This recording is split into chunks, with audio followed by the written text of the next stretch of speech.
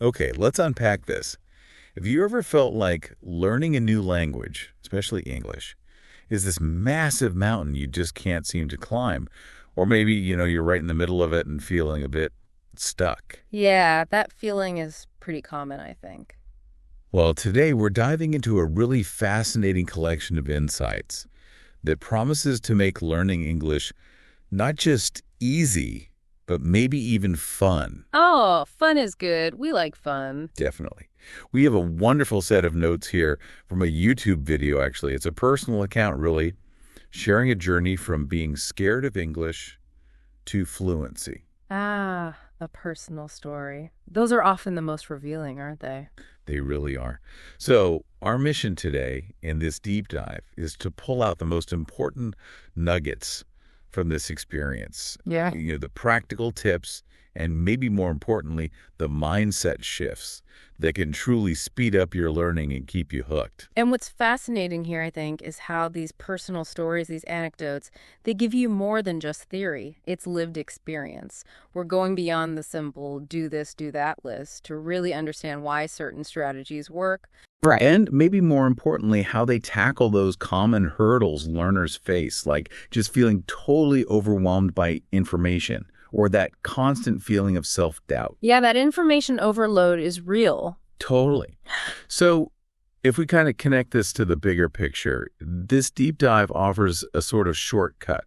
It helps you get genuinely well-informed about language learning, specifically English, but with a real focus on making it actionable for you, practical stuff you can actually use. Actionable is key.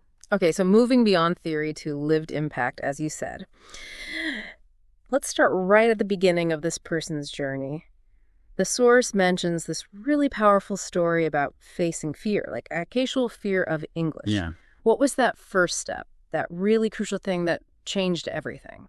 Well, the source really hammers home listening is foundational, absolutely foundational. The speaker talks about being young, quite scared of English, actually, and they just started listening to stories every single day. Every day, wow. Yeah, consistency. And it wasn't like intense study, no grammar drills, just listening, immersion. And the result. Slowly but surely, things started to click, the words became clearer, and that fear, it just disappeared. Huh. That's amazing. It really makes you ask, though, why is listening, especially that consistent, low-pressure kind, so powerful?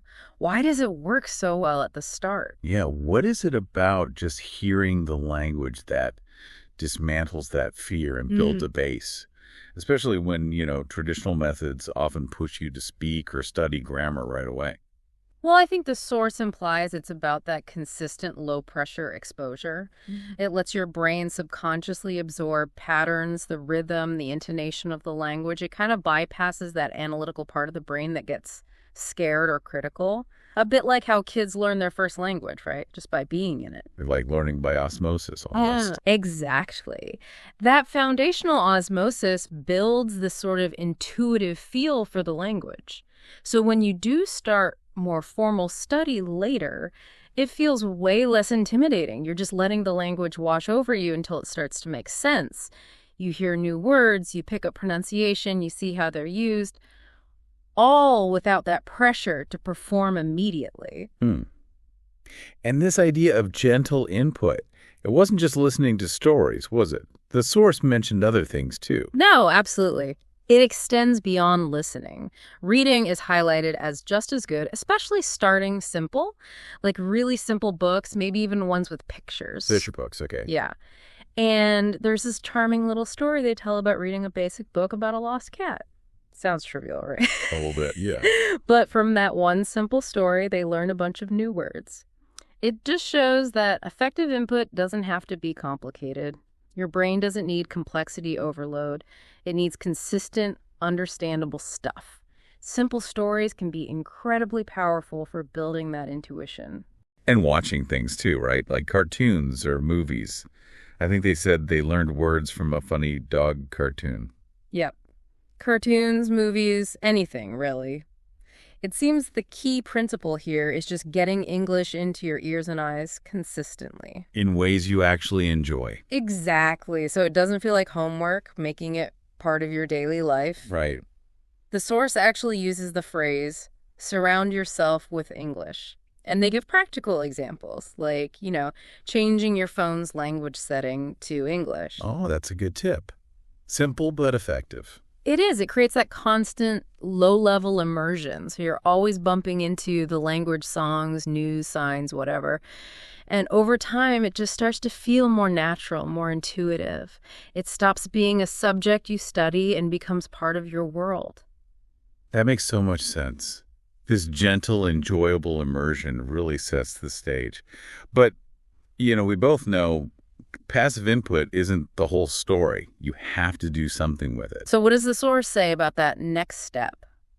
Activating the knowledge, putting it into practice. Ah, yes, that's where, the real activation happens. The source is a huge advocate for daily practice, especially speaking. Okay, speaking, even if you make mistakes. Especially if you make mistakes, that's a direct quote almost. Mistakes are okay, they help you learn. And that is just crucial for getting over that hesitation, that fear of sounding silly that holds so many people back. Definitely. They even mention having a friend who was good at English who would help correct them gently, which highlights how valuable interaction is, getting that feedback. So it's not just about getting it right, it's about the process, the trying, the feedback loop. Mistakes aren't failures, they're data. Precisely. Vital data points for improvement. That really shifts the whole perspective, doesn't it? From avoiding errors to actually welcoming them. It really does. And it wasn't just speaking, right? The source mentioned writing, too. Starting small. Yes. Writing. They talked about keeping a small notebook, like a daily journal. Oh, I like that. Yeah. Writing about simple things. School, friends, dreams, whatever was going on in their life. And they specifically said this regular writing, even if it wasn't perfect, made them feel more confident. That personal connection must be powerful. Writing about your own life in the new language. It is incredibly powerful. And if you think about it, that active production speaking and writing forces your brain to do something different. It has to retrieve the words, the grammar. Right, not just recognize them. Exactly. It's active recall. Yeah. And that's what really cements things in your memory. It moves knowledge from passive understanding to active, usable skill. The source even suggests trying to think in English, which, okay, is hard at first. You're probably translating in your head. For sure. But pushing yourself to do it helps you eventually bypass your native language more quickly. You start forming sentences more directly in English. And I love that point about using new words right away. Like learning the word beautiful and then just using it. For the sky, flowers, even breakfast. Yes. That immediate application, it makes the word real, doesn't it? You take ownership of it. Yeah, it sticks. It becomes part of your active toolkit. Absolutely. It's the difference between knowing a word exists and actually being able to use it spontaneously. And the source mentions other ways to activate learning, too. Things like playing games in English. Oh, yeah, gamification. Makes it fun, less like work. Asking questions when you're not sure that there are no silly questions. Encouraging curiosity. Important. And even listening to yourself, like recording yourself reading or speaking, then playing it back to catch your own pronunciation or rhythm issues. Self-correction, wow. Yeah, it's all about actively engaging, experimenting, getting feedback, whether it's from a friend, a game, or just yourself. So it's clear this isn't just a checklist of things to do. There's this really strong thread of mindset running through it all. For a long journey like learning a language with all its ups and downs, what's the most important mental ingredient, according to the source? Patience. Hands down patience. It comes up again and again.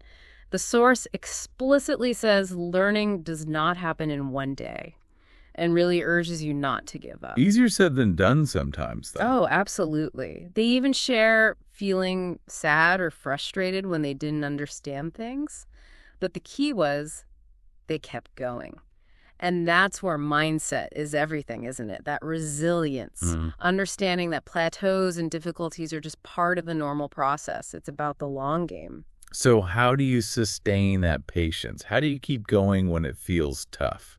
Well, the source suggests setting goals, but not huge, scary goals. Small, achievable ones, Like what? like learning 5 new words today, or reading just 1 page of that book. Manageable chunks. Okay, I can see that. And then this is the fun part, celebrating when you hit those small goals. They actually treated themselves a piece of cake, watch a movie. Huh. I love that. Cake for learning. Why not? Right. It keeps it enjoyable. It turns these little milestones into actual victories you acknowledge.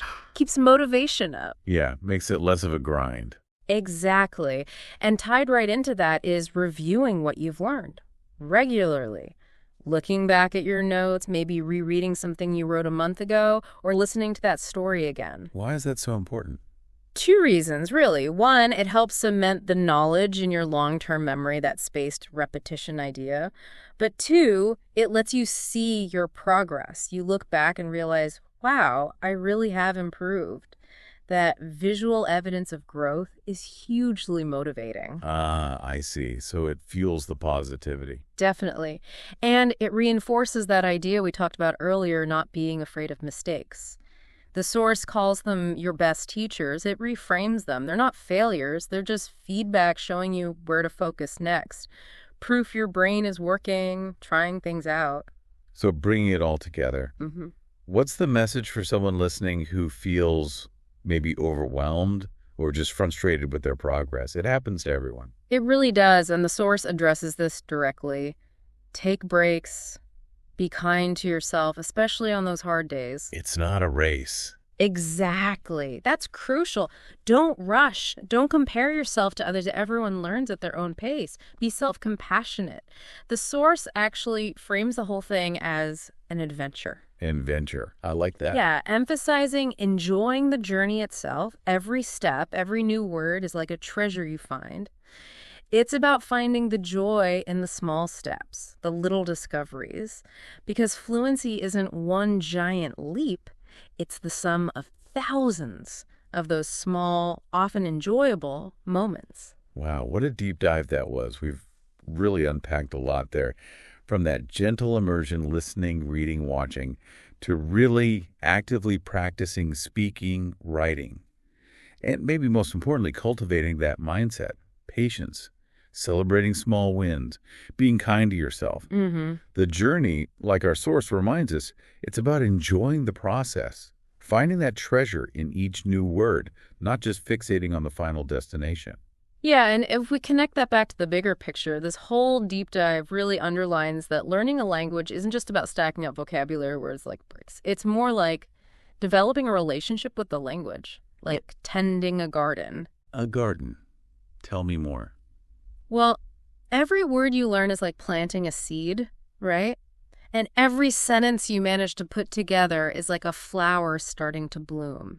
And with that consistent patience, the care, the self-compassion we talked about, your language garden grows. It becomes beautiful, vibrant, full of communication. That's a lovely image. So it makes you ask, doesn't it? What kind of vibrant language garden are you nurturing right now? What new seeds are you planning to plant today, maybe? A truly beautiful thought to leave us with. So thinking about everything we discussed, what stands out to you from today's deep dive? Well, what's maybe one small step you could take right now, today, to water your English learning garden?